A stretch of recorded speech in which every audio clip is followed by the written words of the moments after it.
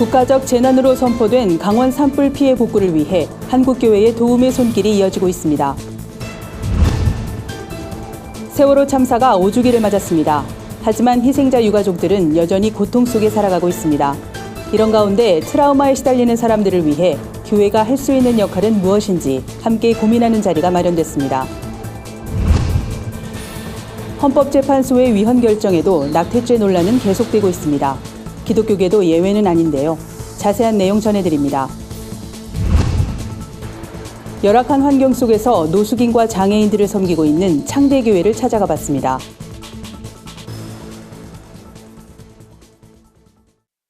여러분 안녕하십니까? 구티비 위클리 뉴스입니다. 한 주간의 뉴스를 종합해드립니다. 사상 최악의 강원 산불이 발생한 지 2주가 지났지만 상황은 아직까지 큰 진전은 없는 모습입니다. 많은 이재민들이 어려움 속에서 대피소 생활을 하고 있고 잿더미가 된 마을의 모습도 그대로입니다. 이에 각계에서 온정의 손길이 이어지고 있는데요. 한국교회 봉사단이 피해 현장을 찾아 이재민들을 위로하고 피해 복구를 위한 성금을 전달했습니다. 윤인경 기자입니다. 커다란 화마가 휩쓸고 간 강원 지역.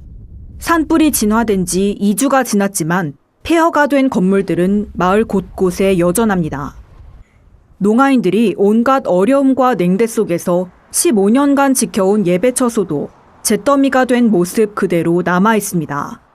거센 불길에 형체를 알아보기 힘들 만큼 녹아내리고 까맣게 그을린 모습은 마치 폭격을 맞은 것 같습니다. 저희 교회가 바로 이렇게 빨갛게 불이 난 것을 확인하고 엄청 놀랐고 충격을 받았습니다. 왜 이와 같은 일이 있는지 그때는 더 심했었습니다. 아주 뜨거운 열기가 확확 달고 아무것도 건질 수도 없고. 이날 직접 피해 현장을 찾은 한국교회 봉사단은 속초 농아인교회에 1,000만 원의 복구기금을 전달하고 속초시 기독교연합회와 고성군 기독교연합회에도 1,000만 원 상당의 농협 상품권을 전달했습니다. 현장에 와보면 그 피해의 처참함은 말로 다 할 수 없습니다. 우리 한국교회에 이럴 때 그리스도의 사랑, 특별히 우리 고난 주간을 맞이해서 함께 이웃의 고난에 동참하는 그러한 그리스도의 사랑이 필요한 때라고 생각합니다. 이번 산불로 하루아침에 집을 잃은 이재민들은 1,000여 명에 달합니다. 비닐하우스 등 삶의 터전을 송두리째 빼앗긴 주민들은 막막함을 감추지 못하고 있습니다. 이에 속초 지역 교회들은 매일 이재민들에게 점심을 대접하며 따뜻한 위로를 전하는 데 앞장서고 있습니다. 한교봉 역시 이번 1차 긴급구호에 이어 피해 복구가 다 이루어질 때까지 잊지 않고 기도와 성금으로 후원할 것이라고 밝혔습니다. 구티비 뉴스 윤인경입니다. 수백 명의 사상자를 낸 세월호 참사가 5주기를 맞았습니다. 하지만 유가족들의 고통과 아픔은 여전한데요. 이른바 외상후 스트레스 장애, 트라우마에 시달리는 사람들을 위해 교회가 나서야 한다는 목소리가 높습니다. 구체적으로 어떤 노력들이 필요할까요? 오현근 기자의 보도입니다. 지난 2014년 4월 16일 304명의 사상자를 낸 세월호 참사가 있던 날입니다. 5년이 지났지만 그날의 기억은 국민 모두에게 생생하게 남아 있습니다. 이런 기억들은 외상후 스트레스 장애, 일명 트라우마로 볼 수 있습니다. 직접 피해를 입었느냐, 간접적으로 접했느냐 등 정도의 차이가 있을 뿐 모두에겐 상처가 됐습니다. 세월호 참사가 일어났던 순간부터 피해자들을 위해 목회를 해온 박인환 목사는 사고를 통한 트라우마도 상처지만 오늘날 교회들의 비상식적인 목양이 더 큰 트라우마로 작용했다고 말했습니다. 그저 사고일 뿐인데 정치화되고 보여주는 척하는 모습들이 교회를 악한 집단으로 보이게 했단 겁니다. 유족을 노골적으로 쫓아낸 교회들도 있습니다. 세월호 유족 때문에 교회 분위기가 침울해지고 교회 부흥이 막힌다고 생각하기 때문일 것입니다. 듣기 좋은 설교 듣고 기분 좋으면 나 은혜 받았다 그리고 부흥회 때 그냥 자기 감정이 충만한데 성령 받았다 그러고 이거지 교회에서 끝내야 될 거 아니겠습니까? 박 목사는 교회들의 이런 모습 때문에 여전히 5년 전 그날에 머물러 있는 사람들이 있게 됐다고 말합니다. 그러면서 이들의 아픔을 진정으로 보듬고 회복을 돕는 제대로 된 목회가 한국교회에 필요하다고 강조했습니다. 세월호 참사를 통한 심리적 큰 충격은 외상후 스트레스 후유증으로 분류됩니다. 모든 국민이 알 만큼 상당한 충격이었던 사건으로 전 국민이 정도에 따라 쇼크와 분노, 죄책감, 무기력 등을 경험하게 됩니다. 심한 경우 사회에 부적응하게 되고 우울증과 불안으로 자살 충동까지 올 수 있습니다. 본인, 가족, 그 옆에서 본 목격자, 또 거기에 관련된 구조자 이런 분들이 다 트라우마를 겪습니다. 잊어버린다든지 이런 안 떠올라더라도 보통이 안 되든지 이런 거는 아니다. 그러니까 회복이라는 게, 그러니까 아직도 그러고 있냐는 얘기를 이제 하면 안 된다는 게 회복이 이런 거기 때문에 그런 것이 참 적절하지 않은 표현입니다. 의학에선 트라우마를 극복하려면 애도 과정을 잘 보내야 한다고 말합니다. 상실에 대한 정상적인 반응임을 받아들이고 슬픔을 나누며 즐길 수 있는 일을 찾는 것 등입니다. 큰 사고로 인한 충격은 시간이 지날수록 덜 괴로운 상태가 되면서 회복되는데 이전의 삶으로 잘 복귀할 수 있도록 돕는 것이 한국교회의 역할일 겁니다. 아이들이 천국에 갔으니 슬퍼하지 말라. 이 세상은 헛되니 영원한 천국을 바라보며 위로받자는 식의 말들은 자제하고 기본적인 교회 언어를 회복하는 것도 중요해 보입니다. 구티비 뉴스 오현근입니다. 사회 각계가 주목했던 낙태죄가 헌법 불합치 판결을 받았습니다. 태아의 생명과 여성의 자기결정권, 어느 것이 우선인가를 놓고 논란이 계속되고 있는데요. 기독교계도 의견이 분분합니다. 오현근 기자입니다. 주문. 형법 제269조 제1항, 제270조 제1항 중 의사에 관한 부분은 모두 헌법에 합치되지 아니한다. 이 조항들은 2020년 12월 31일을 시한으로 입법자가 개정할 때까지 계속 적용된다. 지난 66년간 낙태를 둘러싼 사회적 대립의 갈등이 헌법재판소의 헌법 불합치 결정으로 전격 폐지됐습니다. 사실상 위헌 판결로 여성의 자기결정권에 무게가 실린 겁니다. 헌재의 선고가 있었던 지난 11일엔 이른바 낙태죄를 폐지해야 한다는 측과 폐지해선 안 된다는 측이 팽팽히 맞섰습니다. 어떻게 낙태죄가 여성과 태아를 모두 지킨다는 것인지 이해할 수 없습니다. 그동안 낙태죄는 50년간 한국의 여성과 태아 모두 책임지지 않는 법이었습니다. 지금 얼마나 많은 여성이 한 해에 인공임신중절을 받는지 우리 국가는 제대로 된 통계도 없습니다. 태아의 생명을 죽이는 이런 의견이 과연 인권위원회의 공식 입장인지 다시 한번 묻고 싶습니다. 약자의 인권을 보호하고 지키는 기관에서 내세운 공식 입장이 태아를 죽이라는 입장을 어떻게 내세울 수 있습니까? 헌재의 낙태죄 헌법 불합치 선고 이후 교계도 아쉬움과 환영의 뜻을 보이며 반응을 나타냈습니다. 한교연과 한기총, 한교총 등 연합기관과 생명운동연합은 생명 말살과 사회적 생명경시 풍조의 확산을 도외시하는 편향된 판결이라며 인구 절벽의 위기를 맞는 대한민국에서 헌재의 판결에 깊은 유감을 나타낸다고 밝혔습니다. 반대로 감리교 여성지도력 개발원 등은 이날 낙태죄 폐지 찬성 측 집회에도 참여하며 환영의 뜻을 나타냈습니다. 사회나 교계가 팽팽하게 맞서왔던 낙태죄가 헌법 불합치로 폐지가 결정됐지만 내년 말까지로 정해진 법 개정까지 양쪽 진영에서 주장을 계속 펼칠 것으로 보입니다. 구티비 뉴스 오현근입니다. 장애인의 날을 맞아 사회 곳곳에서 다양한 행사가 열리고 있습니다. 교회도 주변의 어려운 이웃을 살피고 돌보는 노력이 필요할 텐데요. 열악한 환경의 쪽방촌에서 노숙인과 장애인들을 묵묵히 섬기는 교회가 있습니다. 서울 용산구 동자동에 위치한 창대교회인데요. 한혜인 기자가 취재했습니다. 창대교회 설수철 목사는 2017년 4월 가정집을 개조해 소외 이웃을 위한 예배당을 마련했습니다.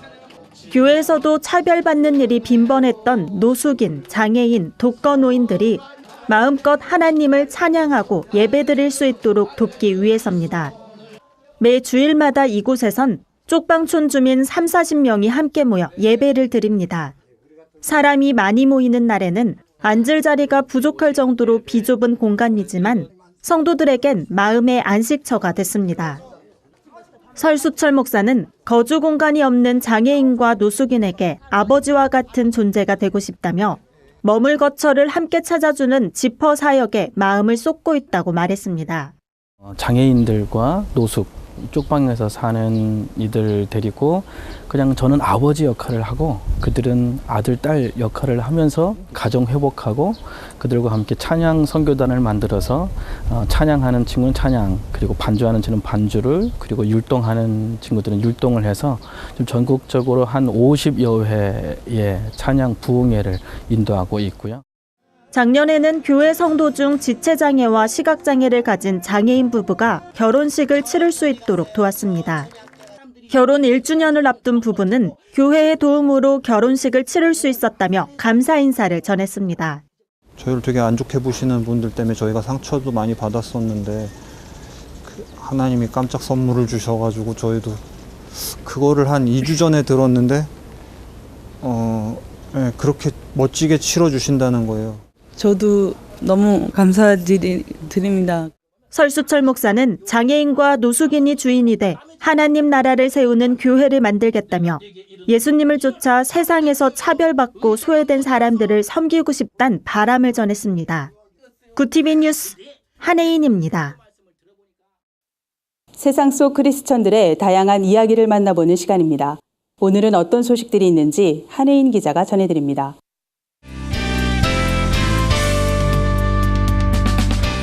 내 폰 안의 교회입니다. 첫 번째 소식입니다. 부활절을 며칠 앞두고 교계에선 준비가 한창인데요. 애니메이션과 성경 동화 등 어린이를 위한 복음 콘텐츠 사역에 앞장서온 히즈쇼도 부활절을 맞아 SNS 이벤트를 진행 중입니다. 히즈쇼에서 제공하는 히즈쇼 부활절 스티커와 함께 인물 사진을 찍은 누구나 이벤트에 참여할 수 있는데요. 사진을 해시태그와 함께 SNS에 올려주는 것이 핵심입니다. 히즈쇼는 예수 다시 사셨네와 히즈쇼란 해시태그를 단 이벤트 참여자 중 10명을 추첨해 선물을 증정할 계획입니다. 이벤트 참여 기간은 이달 30일까지입니다.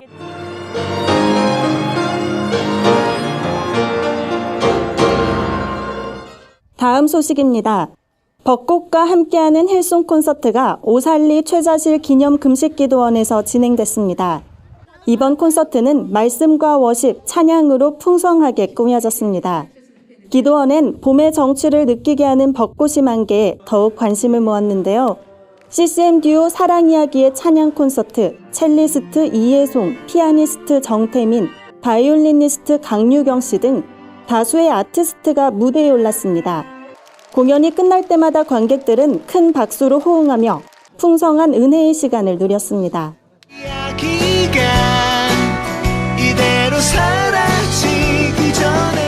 마지막 소식입니다. 광고로 복음을 전하는 복음의 전함의 새 모델로 배우이자 가수인 엄정화 씨와 밴드 몽니의 보컬 김신희 씨가 발탁됐습니다.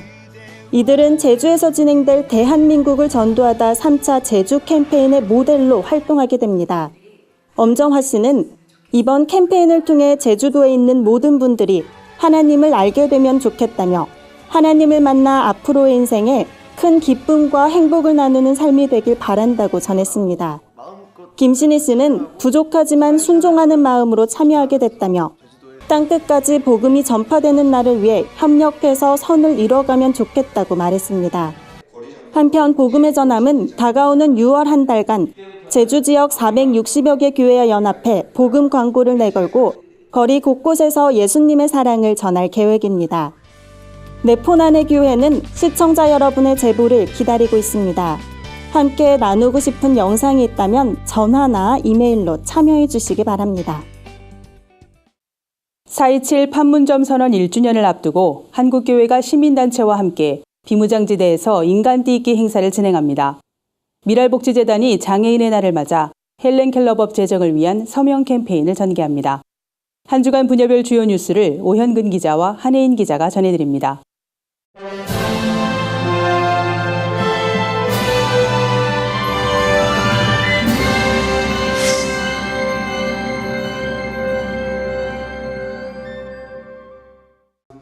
평화와 통일을 위한 연대가 판문점 선언 1주년을 맞아 한반도의 상황을 진단하고 한국교회의 역할을 모색하는 자리를 마련했습니다.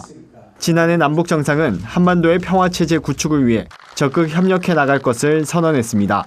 하지만 북한과 미국은 비핵화 협상에 좀처럼 진전을 보이지 못하고 있는 상황입니다. 때문에 한국의 중재자 역할이 더 중요해지고 있습니다. 이러한 때에 한국교회가 사회를 화합하는 데 적극 나서야 한다는 목소리가 높습니다. 독일의 사례에서도 분단된 국민을 모으고자 했던 민간의 노력이 큰 평가를 받은 바 있습니다. 한국교회 남북교류협력단 나핵진 목사는 교회가 시대의 흐름을 읽어내고 민간을 끌어내는 신앙과 기도운동을 일으켜야 한다며 특별히 교회가 가진 영향력을 잊지 않고 하나님이 부여한 역할을 이행해야 한다고 강조했습니다. 나 목사는 이어 자칫 통일의 과정을 정치로 이해하기 쉬운데 이념과 갈등을 넘어서기 위해선 교회가 나서 민간의 참여를 확대해야 한다고 덧붙였습니다. 한국교회는 오는 27일 비무장지대 평화 손잡기 운동을 주도하며 민간의 참여를 독려하고 있습니다. 남북 정상의 역사적 만남이 이뤄졌던 4.27 판문점 선언 1주년을 맞아 종교단체와 시민단체가 비무장지대 DMZ에서 인간 띠입기 행사를 진행합니다. 한국기독교교회협의회와 한국교회 총연합도 한반도 평화통일을 기원하는 마음으로 이번 행사에 적극 동참하겠다고 밝혔습니다. 교회협 회장 이성희 목사는 3.1운동과 임시정부 수립 100주년을 맞는 해에 한국교회가 다시 한번 민족을 사랑하고 평화통일을 기원하는 데 앞장서길 바란다며 이번 일에 한교총과 교회협이 먼저 손을 잡고 함께 할 수 있게 돼 감사하다고 말했습니다. 한교총 대표회장 박종철 목사는 우리나라가 여전히 유일한 분단국가란 사실이 가슴 아프다며 한국교회는 분단이 평화적으로 해결되길 바라며 기도하는 자리에 함께할 것이라고 밝혔습니다. 교회협과 한교총은 이날 공동 기자회견에서 한국교회 성도들도 DMZ 민플러스 평화 손잡기 운동에 적극 참여할 것을 당부하는 공동 호소문을 발표했습니다. 한편 DMZ 민플러스 평화 손잡기 운동은 오는 27일 오후 2시 27분 강화에서 고성에 이르는 500km 구간에서 열립니다. 약 50만 명의 시민들이 참여할 것으로 예상되며 교회협은 강원 화천에서, 한교총은 경기 연천에서 각각 참여할 예정입니다. 구티비 뉴스 오현근입니다.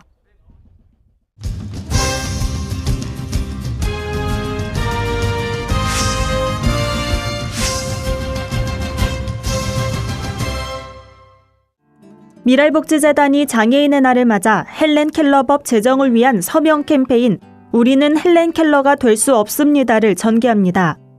이번 서명 캠페인은 시청각 중복장애인에게 맞춤형 복지 서비스를 제공하자는 취지의 특별법 제정을 위해 마련됐습니다.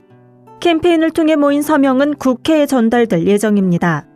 미랄복지재단은 시청각 중복장애인은 외출이 어렵고 의무 교육조차 받지 못한 경우가 많다며 이들의 권리 보장을 위해 헬렌 켈러법 제정이 시급하다고 말했습니다.